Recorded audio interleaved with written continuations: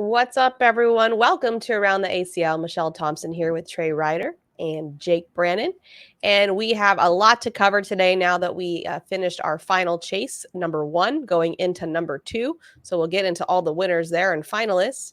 We've got buy or sell, and then we're going to talk playoffs because we officially have our playoff teams. And really interesting how it kind of shook out. I forget which one. Was it Freeze? Which one was it? One game away, Trey, where it was literally the separation of a Ringers, game. literally the Ringers stayed in and got in by one game. Well, I guess technically too, the Cutters were one game out as well. They finished one game out from the Coasters and the Sliders, who ended up tying, and then Coasters won the tiebreaker. So it's crazy. It's like it's like we said it would come down to a single game, and it really did. You warned everyone preseason, like, hey, every single game counts, and it certainly did. And we'll get more into detail into that a little bit later. But Trey, we got to hear a whole lot of you on the mic. Did you know when you started this season that you'd be commentating this much? Well, so this is the most I've done. I got a newfound respect for Jake Brannon over here because these weekends are long. My goodness. Like they were, the team was kind of short one more person than they normally have. And so Corey was like, hey, can I get you on the mic this weekend? And I was like, oh yeah, I'm ready to go. I got, ready to buckle up. And then, man, when we got done with Friday, I looked over at Jake because Jake and I ended together. And I said, did we just do like 9.5 hours? And he's like, yup. So it was normal. This is normal. That's an easy day. Come on, man. Yeah. So it was a long one, but I hadn't done that in a number of years. It was that much streaming in one day, but in a way it was fun. Like it got me in, and I got to work with different people. I got to call a stream each with Allison, Jake, and Wally. So we all kind of got to rotate, but yeah, certainly a lot of fun kind of being in the trenches and not like jumping around from place to place, but really being able to hone in and see some of the great situations and the shots. And it was certainly fun. Love it. Not ready to do it again very quickly, but it was great to jump back into it. At least, Trey, you're not the one putting out the fires, because you used to be the one putting out the fires too. And now you get to just pass that baton over to Corey and do your talent thing. It's like it is both frustrating and like so relaxing that I have no idea what all these buttons are now. Like I was never a good streamer, but like I was self-taught and I got us started, and there was something about being a pioneer kind of in that regard. But yeah, now it's like, I mean, I don't even know how to switch the cameras to the new scene. Like it's just, it's very much a basic understanding. And so, it's certainly, I very much appreciated on court too. If something wasn't working right, I saw the little waddle from Corey from running over, because normally court 1 and court 2 are right next to each other, but and he could just turn around. But now there was a walk, so he had to, his little half run, half walk, birthday boy over there, jumping over to us. Oh, he's gonna hate you for that one. Oh, that's funny. No, but I think I almost kind of disagree with you on that part, Trey, because like I've spent events home, and after spending events home and events streaming for 9-10 hours a day, I kind of prefer being down in the trenches, as you called it. Being able to sit and watch everything unfold rather than having to sit on a couch with a stream and looking at comments and scrolling through brackets on my phone. I mean, I kind of prefer being there watching in person. Yeah, it's more so like the ability, by more like bouncing around from, like, if I'm on site, like being able to, okay, I'm walking over to court 7, then I walk over to court 2, then I walk over here, I check in with the directors, I do all those different things. So that's usually what my role has been now. It's just kind of like more of managing and working the event and just, taking it all in. And now it was very much like, you're going to sit here and get a game on this court for 6 hours. Like, just buckle up, sit down, and talk. Like, and so it's just different, which it was refreshing. Yeah, I like it too. I like also being home, comfortable on my couch with my blanket and my beer and not working. So I think I can appreciate both sides. But let's get into it. So we'll start off with national singles. Our finalists were Eric Davis, Jake Trzcienski, Adam Hisner, Devin Harbaugh. No surprises there for me. And Trey, you've talked about it a lot, that the shootout tends to be the more where we get like a random, which we did. But the Nationals, it seems to be like who we would expect. Obviously missing some big names. No Ryan Trader, no Jeremiah Ellis, no Alex Rawls, no Jamie Graham. But when I look at that list, I think, okay, this makes sense. But what are your thoughts, Trey? Yeah, first and foremost, off the gate, the best player in the building all weekend was Jacob Trzcienski. And you know what? I don't think it was particularly close. The dominance that he had, I would say rivals some of the best performances I've ever seen on a single weekend by anybody. Jacob Trzcienski, when he was in the zone, there was nothing that you could do. You couldn't play defense. You couldn't outrun him in offense. There was nothing that was going to get Jacob Trzcienski off his game. The worst I saw him play was the first 10 points of the game that Ryan Trader played when Trzcienski had sat for 2 hours before the finals of their bracket. And that was the only reason I think that Trzcienski even played that poorly. And I still think the first half of that game, he threw like a 9-8 or a 9-9. And then he really, got into gear and went out there. I ran the statistics on him. I mean, we're talking across multiple events, like the level of consistency that he had. This is Jacob Trzcienski just this weekend, okay? Across all 4 tournaments, not just the ones that he won, not just the ones where he looked the best. Across all 4 tournaments, he went 25-3. He had a 10.48 PPR. He threw 48% of his rounds as 4-baggers, a 0.77 DPR, and 3 total bracket wins. The guy was unbelievable. Here in national singles, he was unreal. Beats a Ryan Trader in the finals of his bracket. And I'll say this much. Unfortunately, Ryan Trader may have been the second best player I watched in national singles. The issue was he had to play number 1 in the finals of the bracket. So I give a lot of shout out to Jacob Trzcienski. I didn't see a ton of Eric Davis, so I don't have a ton of which I can comment. I mean, he was doing his traditional, big shots when he needed it type of Eric Davis. The other person I saw a good bit of was Adam Hissner. I saw less of Devin Harbaugh because Harbaugh, even when I watched him, was pretty up and down. And so to see him win his entire bracket, he must have been really playing really, really well. What I called a lot of Hissner's games, was he vintage Hissner. That cut and that airmail were disgusting. I think he had the best airmail on the weekend was Adam Hissner, but certainly it's going to be a fun Final Four to watch in national singles. How about you, Jake? What'd you see? Yeah, for sure. Literally the first piece of notes I wrote down were the words, Trzcienski was the best player in the building this past weekend. And Trey hit the nail on the head. He was absolutely right. I mean, looking through his stats, national singles bracket, he shot a 10.58 with a 0.57 differential. And then in his shootout singles bracket, shot a 10.78 with a 1.53 DPR. He was averaging over a 1.5 a round throughout his entire shootout singles bracket. Those numbers are absurd. And it just goes to show how good he was all weekend. Now, I will say the one little caveat, I'll be a little bit of a devil's advocate here.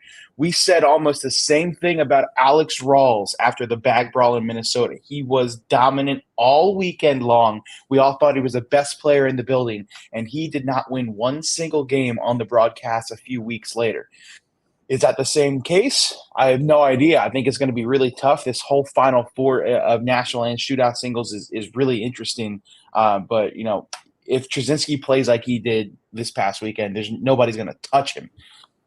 Moving closer, Trey mentioned Eric Davis. I didn't get to see a lot of him too, but, just looking through highlights and being able to just watch a few rounds that I got to see. I mean, Eric Davis is getting closer to the MVP ranking than I think we are thinking about. Doubles finishes weren't great this weekend, but he's still a top 10 doubles team and a top 5 singles player. I think if Eric Davis sweeps this weekend in shootout and national, I think there's going to have to have a big conversation with that. But I think another one of these big things that always gets in the way when it comes to these MVP and Rookie of the Year voting is the recency bias. A lot of people are starting to talk about Jacob Trzcienski and these Eric Davises because they won both of their brackets. I mean, obviously Jeremiah Ellis is still the number one player in the world, but I mean, he didn't win a single thing this weekend. So I think a lot of these talks are going to be about the Trzcienski and Eric Davis and how they deserve to be in these top five discussions. But we can't forget about the recency bias. Statistically, all season, Jeremiah Ellis and Ryan Trader have been the two best players in the pro division.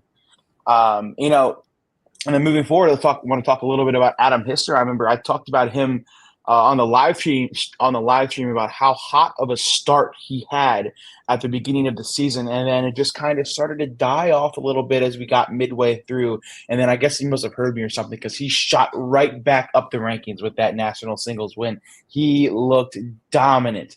That cut that Trey mentioned was pure. That airmail he was hitting was imaginable, and then the chirpiness that we get. We saw him have to play Jeremiah Ellis and a couple other really good guys, and when he gets loud, he is feeling it. And it was really fun to watch Adam Hisner take down another bracket. Jake, are you taking credit for his success? Is that what I'm hearing? Is that what's happening? I'm not saying I did it. I'm just saying that every time he I get on responsible for it. Yeah, we talk about Jake's jinxes. I always end up, saying something that will mess something up. But how about me talking about something that makes somebody do something good? You know what I mean? Jake's jinxes can be a good thing as well. So shout out Adam Hisner. Sounds good. Shootout singles, we have Eric Davis and Jacob Trzcienski again, and then we have Kenzie Beach and Alex Rawls. Kenzie Beach being the wild card there, obviously. Not seen a lot of him. I'm not sure what his current ranking is. But this being by far his best showing. Any surprise there to you, Trey? I mean, yeah. I mean, he was 208th ranked player. He wins his shootout singles bracket. I don't know how else to describe him other than. Well, I didn't know what his path was like, so I didn't know if maybe it was like once you looked at his path, was it less surprising? No, I mean, he beat some good players on the way to get it done. I mean, he rose to the occasion. It was just one of those shootout singles anomalies. Kenzie Beach had an incredible run. He makes it all the way to the Final Four. I don't really know how else to explain it. It's a Cinderella story. Let's keep leaning into it. And can the Cinderella story continue in a couple weeks from now? So that'll be fun to watch. Rawls was good. I want to add one more note on Jacob Trzcienski because he deserves it. And this is the second event he qualified in. The ACL has a partnership with a company called US Integrity, which they do all of the betting regulations across the country, and they make sure that people aren't doing some crazy stuff. So if people are ever thinking about doing crazy stuff, every single bet that goes through DraftKings, what other venue is reviewed by a computer system and people and everything like that. So you can't cheat the system. We got a notification that there was suspicious activity because so many people bet on Jacob Trzcienski and Tanner Halbert after Jacob Trzcienski destroyed his shootout singles bracket that the line for Trzcienski and Halbert on Sunday in shootout doubles plummeted from like 18-1 to like 4-1 in an instant. And so we got a notification that was suspicious activity. There ultimately was no suspicious activity, but it goes to show you how many people bought in and how quickly people bought into Jacob Trzcienski in just a short amount of time based on the fact that he did so well in shootout singles. It was certainly fun to watch. That's crazy. Jake, what do you think about shootout? Yeah, the only real note I wrote down for shootout singles was about Kenzie Beach, and I can't wrap my head around it. You know what I mean? Like looking through these brackets, I can't fathom. Like, and it's hard not to explain this without making it sound like I'm taking a shot at Kenzie Beach because I'm not. I love the kid. He lives close to me. I've seen him play all the time.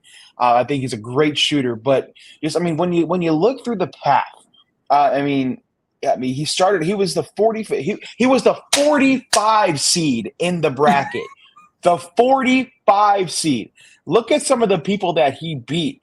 He started out, and then I lose the bracket. This is just so much fun. He beat Adam Hisner. He beat Ryan Trader. He beat Chris Roybal twice. I mean, it doesn't make any sense. And then when you look at the stats of the bracket, the stats weren't that much crazier, weren't super crazy either. I mean, he had the 8th best PPR in the bracket at a 9.83. I mean, it's good, but it's not it's not a 10.78.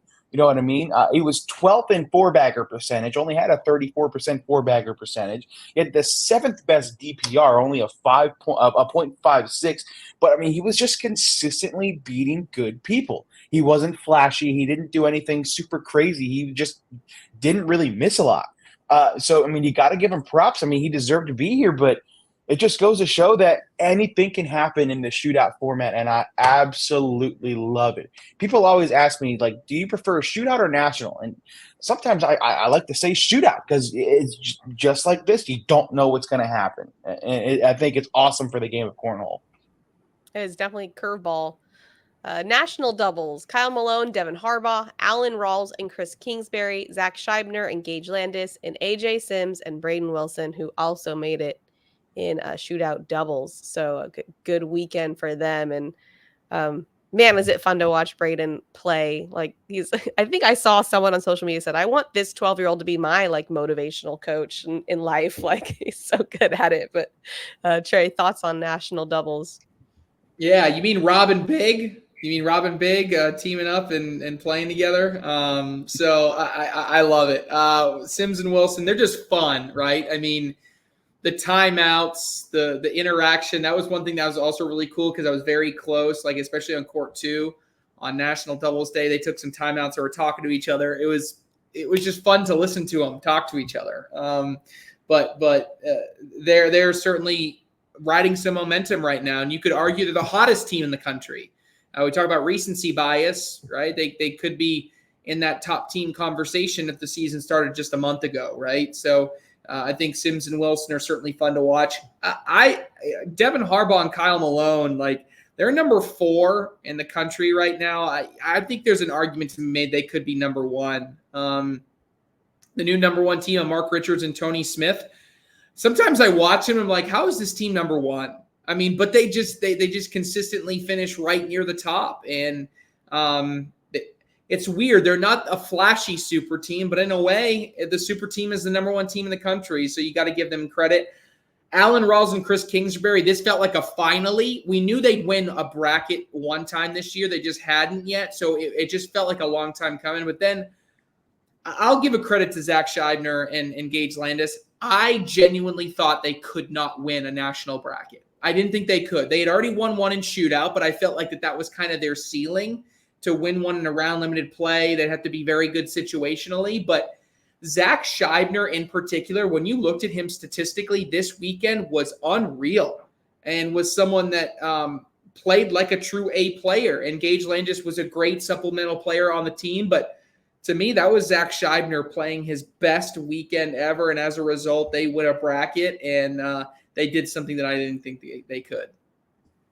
Yeah, Jake, what do you think about national doubles? Yeah, so I'll start at the very top. Kyle Malone, Devin Harbaugh, they kind of intrigue me, as a pro doubles team, and I'll explain it as I go along. But Harbaugh at times looked way better than Malone, but Kyle Malone missed less, if that makes any sense. Stay with me for a second here. So I watched Harbaugh try some crazy things, and it felt like he either hit them and the shot was nuts, or he missed them by a lot and gave up big rounds. There was one round in particular, it was early in a match where he was throwing with his outside arm and he had a bag on the right side and he stepped out. It was a ridiculous collect attempt and he literally took off his headphones, yelled down at Kyle and said, "I'm going to try something really stupid." Kyle Malone was like, okay. He put them back on, went for this big push, missed it by a mile and gave up 7 points. So, I mean, when you think about it, it feels like while Harbaugh was hitting the cooler shots, Malone was more consistent and he was scoring more points. So, I mean, with that kind of teammate chemistry, I feel like they are really good, and I think they're going to be really hard to beat in Canton if Harbaugh can, stay out of his head and stop trying these crazy shots. Kingsbury and Rawls, I saw them a lot on my live stream court, and I'll be honest, they didn't look great. not great, but they were good enough to set down every team that they faced. They weren't really flashy. They didn't really do too many crazy things. But and they missed a lot. They didn't throw a lot of four-baggers. I saw a lot of 10s out of Allen Rawls and Chris Kingsbury. But when your opponents are throwing 9s and 8s, that'll get the job done. So they got that bracket win down. I'm really glad. I'm really happy for Scheibner and Landis. They finally get over that hump. You mentioned they won shootouts, doubles brackets before, but have never gotten over that national doubles hype. And I remember because they were on my court too for their bracket finals, and I felt a weird sort of aura when they showed up, and then I realized who they were playing. They had to avoid the double dip from Justin Burton Jr. and Logan Chamberlain. And I don't know if you guys remember, let's flash back to the bag brawl in Erie, Pennsylvania 1 year ago. Zach Scheibner and Gage Landis were in the king seat of their national doubles bracket only to be double dipped by Justin Burton Jr. and Logan Chamberlain. And I kind of made them both aware before the game started. I remember I looked at Logan and I said, "You got to double dip him again?" And then as Zach Scheibner was walking past me during the commercial break, I said, "You're going to rewrite history?" And he did not even look over at me. And that just told me how locked in he was. And I was like, okay, all right. So they mean business. And they were able to avoid the double dip. And I'm really happy to see them get a bracket win. And then finally, AJ and Braden, I mean, how can you not root for them? I mean, you got to be crazy. Any type of cornhole fan loves AJ Sims and Braden Wilson, and I honest to goodness think that AJ Sims had the best airmail in the building yesterday. I mean, not yesterday, this past weekend. He was locked in, and I truly believe it was his airmail alone what propelled them to the bracket win. It was ridiculous how consistent it was. Yeah, Braden missed some shots. It was definitely AJ that I can't remember if it was shootout or national at this point, but I do remember Braden going for some things that not going his way, and then AJ coming on the back end with that airmail and keeping him in it and ultimately getting the win, which they did in shootout doubles as well, alongside Derek Holland, Alex Rawls, Vincent Frisch, and Austin Cameron, Tanner Halbert, and Jacob Trzcienski. Obviously, the one that's going to stick out to me is Vincent Frisch and Austin Cameron, Frisch being from my area, and they had that first game where it didn't go so well, and they came back, and I think, do you remember the stats on that? Didn't he throw like a 4-point something, and then like, I don't an 11 or something? I think it was like a 4, 5, 6 in game one, and we were like, oh, okay, well, Tony and Mark are going to double dip them. And they came back, and I think he missed one bag in game two. That's just so fresh. But yeah, Trey, what are your thoughts? Shootout doubles, you talked about Frisch and Cameron, but I think probably more impressive, again, I'm just a broken record, Tanner Halbert and Jacob Trzcienski. But this time I'll talk not about Trzcienski. I'll talk about Tanner Halbert. I mean, when you throw back-to-back perfect games, you get my attention. Okay, back-to-back perfect games. That's what Tanner Halbert did in the finals. So as good as Jacob Trzcienski goes, okay, let me just picture this. You're walking up to your finals match. You got a chance to go to TV, and you got to play against this guy that's already won both of his singles brackets, right? And guess what? You hold him in check, okay? You actually play better than he does. You got a chance to go to TV. And then what happens? You just want to get a kick in the shin because on the other end, his partner throws back-to-back perfect games in the finals. Yeah, see you later. That's the definition of frustrating. I think if Halbert and Trzcienski, they have found their stride. If AJ Sims and Braden Wilson aren't the hottest team in the country, then that award absolutely has to go to Tanner Halbert and Jacob Trzcienski because they truly are doing that. The double standings have been a lot more chaotic. There's been a lot more ups and downs, but right now they are the definition of consistency, with maybe third on that list being Derek Holland and Alex Rawls, as I'm just looking for them to get a signature victory. They're the one of only, they're making another broadcast, but they're looking to get a win. Halbert, Trzcienski, Sims, and Wilson already have a win on the season. Holland and Rawls looking to get their first of the season alongside Frisch and Cameron, who are essentially going to the same spot where they were last year. Yep. Jake? Or at the first event of the year. Yeah, well, first of all, I had absolutely no idea that Tanner Halbert threw back-to-back perfect games in the shootout doubles final. So you telling me that blew my mind. So props to them. Holy cow, that's awesome for Tanner Halbert. I mean, Jake going for 3 bracket wins is absolute insanity. I'm not sure, Trey, you're the statistician. Has anybody ever won 3 brackets in one weekend? Well, 3, tournaments in one weekend. I doubt it. Did Jeremiah Ellis do it when he made when he won shootout he won a shootouts bracket and then he won both doubles brackets, right? So he kind of did the reverse of it when him and Ryan Hart came out of the woodwork. So, but not in the same way. No one's done what Jacob Trzcienski is exactly doing here, and no one's won 3 titles, right? We talked about Ellis. That's what I was trying to get at. No one's has anybody ever won 3rd, right? So Trzcienski does have the opportunity to do something that nobody else has done. Absolutely crazy. I'm excited to see what they got. Derek Collin, Alex Rawls. I'm really intrigued by them, especially with Derek trying to lose the game on the bracket finals, throwing out of turn in round number 10 against Chris Kingsbury and Alan Rawls. It was insanity. I almost pushed Wally out of his chair when he threw out of turn because I was like, oh my God.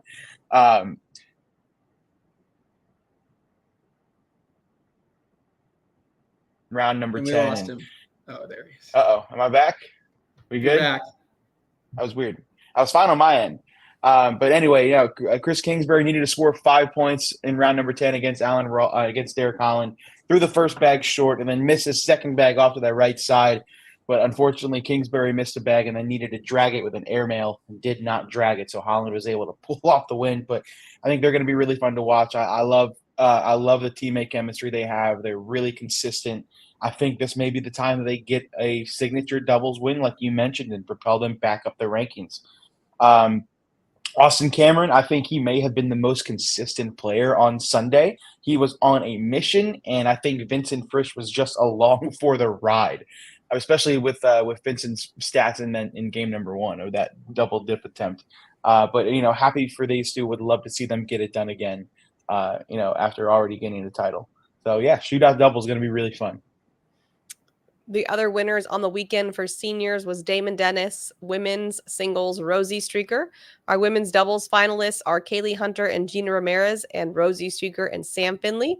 The pro blind draw went to Ryan Wiedenfeld and Landon Crabtree, and junior singles went to Logan Dupler. Anyone you want to quickly touch on there, Trey, before we move on to buy or sell? Yeah. I'll talk a little bit about the women's doubles final 2. Kaylee Hunter and Gina Ramirez. I mean, a duo that has already made one bracket one final in women's doubles this season, looking to kind of bounce back from that. Good to see them play well. But hey, how about welcome back Sam Finley and Rosie Streaker? I mean, it's good to see them finally on a broadcast. We hadn't seen it. I look and see all the different statistics, and in some instances they're playing really well.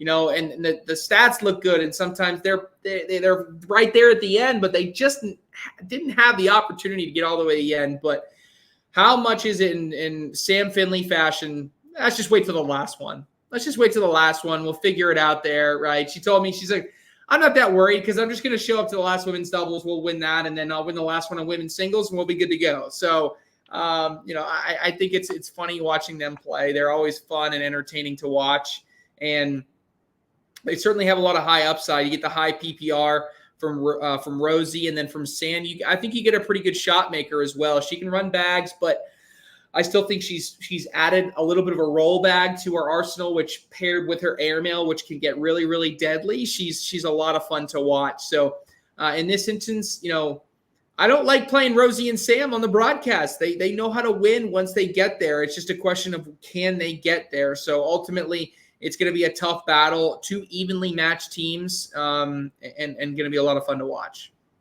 Jake, anyone stand out to you out of that list? Just Rosie Streaker. I mean, she also performed really, really well on the women's singles side. I believe she double dipped Cameron Belvin. Yeah, she did, and I mean, she looked dominant as ever. And I think it goes to show that her and Sam are going to have a really strong finish to the end of the season. But, talking more about Sam Finley, I mean, we have the perfect plan for her to always win, and that is for Trey to be commentating her games and do nothing but talk about how many times she's gotten smoked on broadcast. Because I think Trey went on like a 10-minute streak about like how many times like she's been killed by people on broadcast, and she was lights out on the match during those times. Hey, that's whatever it takes. You know what I mean? I'm sure she appreciates that. Damon Dennis is good as ever. I got a chance to watch some of the pro blind draws we were tearing down and loading the trucks up in the back, and I'm saying Landon Crabtree looks really good with those BG bags in his hand. Him and Ryan Wiedenfeld take down the blind draw, but shout out Landon Crabtree. Pretty loaded team, I will say. Moving on to buy or sell. The first one you kind of alluded to earlier, Jake, but we'll start with Trey on this one. Eric Davis should be on the MVP ballot. Yeah, this is a buy for me. If I'm putting together, and we're not through the woods yet, we need to see how things shake out. Like as we build the ballots, I think there are 4 easy ones with a 5th probable. Right now, I'm thinking it's Jeremiah Ellis and Ryan Trader. You then add in Jacob Trzcienski and Eric Davis based on how they've done both in singles and doubles, especially in the second half of the season. And then 5th one is probably Braden Wilson when you look at totally what he's been able to do on the single side and on the double side combined. Certainly there may be some others that you could argue would be on that ballot, but that's how at least mine would probably shake out right now. Right there would be those 5, not in any particular order. So I am buying that he is on the MVP ballot. Jake? Yeah, I'm buying that in a heartbeat as well. He's so consistent this entire season. He's made broadcasts. He's been in the very ends of all of these brackets. I think it's going to be hard not to include him. Like Trey said, I mean, you got to put Jeremiah and Ryan 1, 2 right now. And then, I mean, I probably put Eric at 3, Braden at 4, and then, I may put Jacob Trzcienski at 5. I may put Adam Hissner in there as well. There's a couple players that can really fill out this MVP ballot. I think it's going to be really close. But yeah, you gotta put Eric Davis in there right now. Well, good news for Jacob. Jake doesn't make the ballot, so you're good. You're good. You're gonna make it on. All right. This year has the greatest rookie class ever, Trey. Yeah, this is tough. I think I put some legitimate thought into it, and I'm going to sell it. And the reason I'm going to sell it is because I believe that 2 years ago was actually a little bit better. I went back and I looked at last year and I said to myself, last year's reminds me it's got to be the best, right? And when you compare last year to this year you have 3 of the top 10 players are rookies. 5 of the top 20 are rookies. But also there's nobody 20 to 30. So you're talking about 5 of the top 30 players being rookies. It's a decent ratio there. Last year, it was only 2 of the top 10 and 4 of the top 20. Now, when you go back and add 1 more year into it, you get a bigger number. You had Mark Richards in that class, even Alex Rawls in that class. You get a total of 1, 2, 3, 4, 5 total rookies in that top 10. That was a really loaded class and people that had continued success. I'm going to sell and say the one from 2 years ago was a better overall class, but it is really, really close. Jake? So I called this a hesitant buy. We mentioned that this rookie class is a little top heavy and then it kind of falls off, but that just doesn't, it's hard to, I feel like obviously you got to gauge a lot of this based on the pro single standings, but from talent alone, I still think this rookie class is really deep. And I got to give a lot of them credit. They may not show up in the standings, but if you look at statistical wise, there are still a lot of rookies that are performing really, really well this season. Like I said it on here, you could have 3 rookies on the MVP ballot, but it could very easily be 4 or more. I mean, you add in at least 1 more good doubles finish, you're going to have Chris Roybal in those talks. Sammy Soto is right there on the outskirts as well. I think this rookie class is really good. I'm not saying it 100% is the best rookie class. I'm saying it has the potential to be. So I called this a hesitant buy. Yeah, if you look, let me just go through. This is top 10 from 2 years ago. Mark Richards, number 1, rookie. Alex Rawls, number 2, rookie. Tanner Halbert, number 6, a cheap rookie, but a rookie, right? But you could say the same thing maybe about Jeremiah Ellis being a cheap rookie. Josh Holland, number 7, rookie. Noah Almanza, also rookie, number 7. I mean, we're talking about that's disgusting as far as the lineup goes, that people are still really, really good to this day. Smith and Richards will finish the season at number 1. That's where they are right now. Do you think they'll finish there, Trey? All right. So if they're going to finish number 1, right, that means that we have to look at how many points that they have behind them, right? Right now, they have a 32-point lead, okay? And that's on Jeremiah Ellis and Ryan Hart. Jeremiah Ellis and Ryan Hart did not win a bracket, which means they can't get enough points to pass them, okay? Then we look at Alex Rawls and Derek Holland. They only won 1 bracket, but the most points that they can gain is just that single win with a 20-point if they won the entire thing, because they can only use one of their shootouts. And their shootouts, they already have a second-place finish. So that becomes even less likely. I then look at Kyle Malone and Devin Harbaugh, maybe. Then you have to add on the fact that they have to finish that much better than at Worlds. I probably have to say bye. I think they finish as the number 1 team. Whether or not some people think it's the most impressive or not, I like the numbers for them to end number 1. Jake? Yeah, I did some number crunching as well. I texted Trey, I feel like it was late last night. I asked him about, how the double standings break down. And he explained them to me that, Tony and Mark dropped a really, really bad doubles national doubles finish earlier in the season. So because of that, I mean, they have that 32-point lead. I think 32 points is a really, really big lead. And doing a little bit. I didn't do as extensive as a number crunch as Trey did, but I did look through the paths. I was like, it's going to be tough. I think they're going to have an abysmal performance at the World Championships for them not to remain the number 1 team. But with it being the World Championships, I find it hard to believe that they don't come out and perform well. So I'm going to have to buy it. Devin Harbaugh will finally get his singles national win.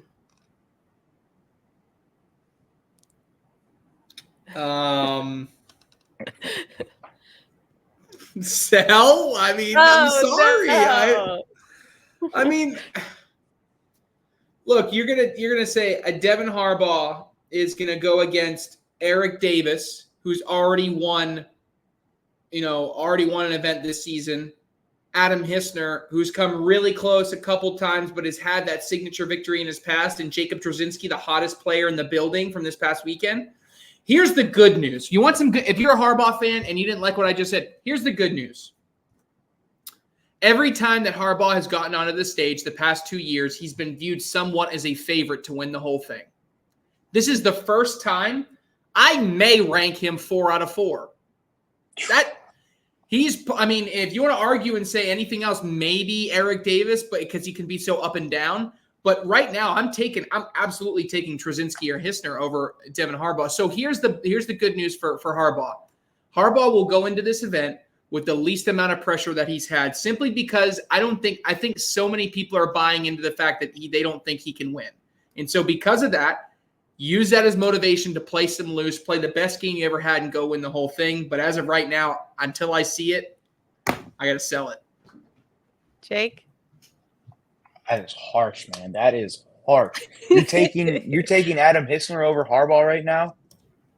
I watched Adam Hissner this past weekend. Adam Hissner was a dog this past weekend, an absolute dog.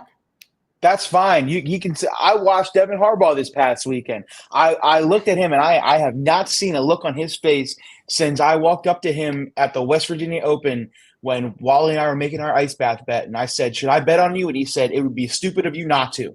And you know who took an ice bath? Not me, because I bet on Devin Harbaugh.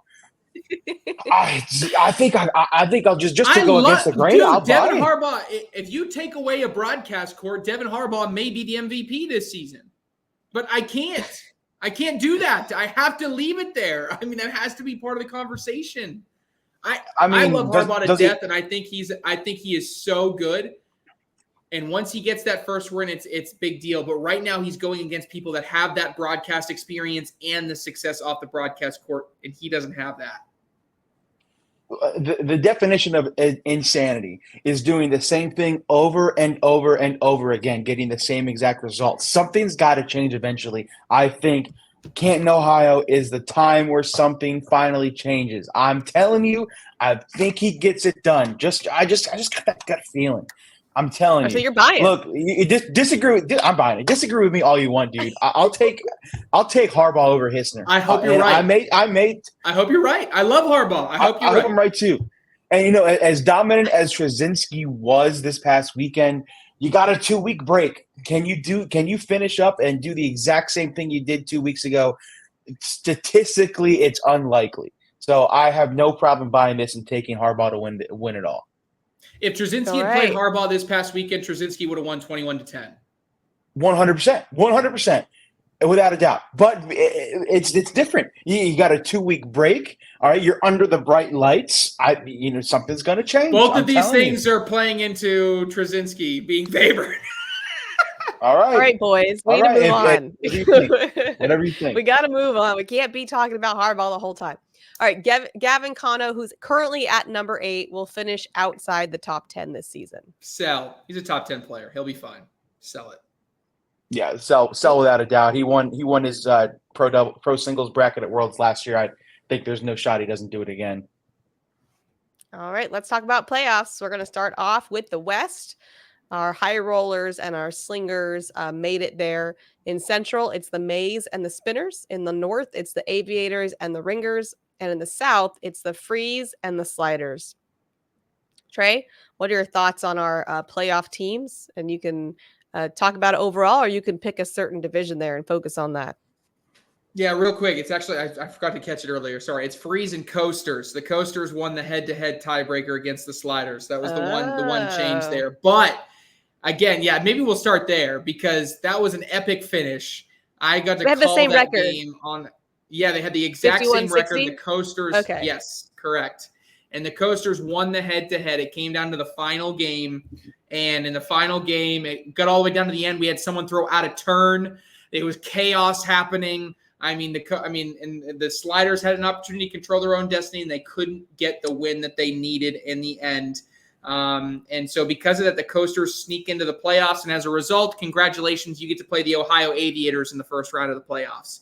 Not something I really want to do because the Ohio Aviators finished with 70 wins, the best record in the entire league. Now, behind them, the Ringers finished with a losing record at 55-56, an absolute free fall from the top all the way down, but they squeak in by 1 game over the Michigan Marauders. It was an absolute race to the finish.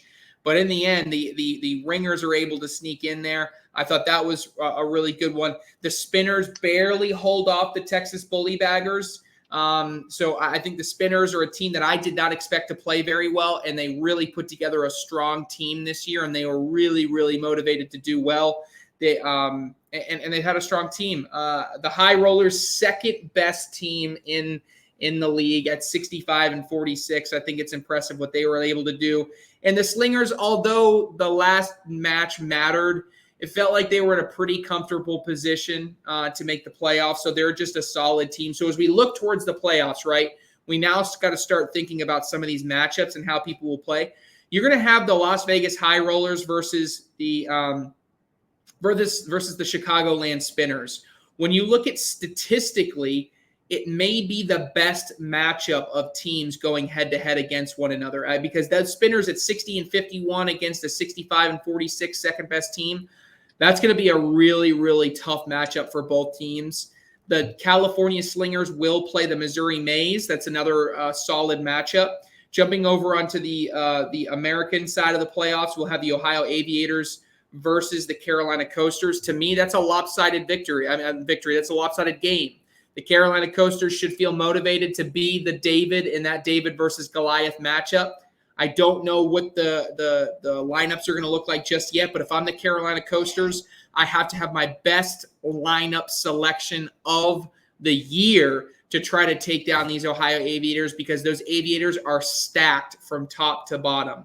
Then the final game, it's the Pennsylvania Ringers against the Florida Freeze. Funny enough, these two teams finished with the exact same record, but because of how the other teams in their division ended up, one was the 1 seed, one was the 2 seed.